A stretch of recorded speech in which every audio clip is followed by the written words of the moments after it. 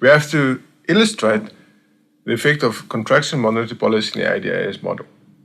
Now, before we draw the diagram, we first have to discuss contraction monetary policy. Monetary policy has to do with the interest rate. Contractionary monetary policy, yes, that would be an increase in the interest rate.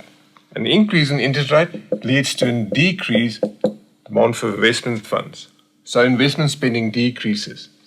And this would lead to a decrease in aggregate demand. Now, we know that the decrease in aggregate demand will affect prices and the income level in the economy. But before we discuss the effect of change in aggregate demand on prices and income, let's draw the diagram. Start off, prices and income. We're working with ADAS model, so aggregate demand, aggregate supply, our equilibrium price level, and equilibrium income level. Now, we have an increase in the interest rate, leading to a decrease in investment spending. Now, aggregate demand decreases in the economy. We can illustrate the decrease in aggregate demand by a leftward shift of the aggregate demand curve.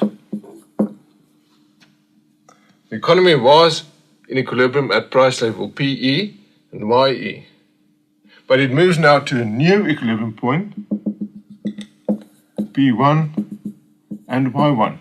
So, because there's a lower demand in the economy, the price level decreased and also the income level. Less was demanded, so there was a decreased demand for production and the income level is lower.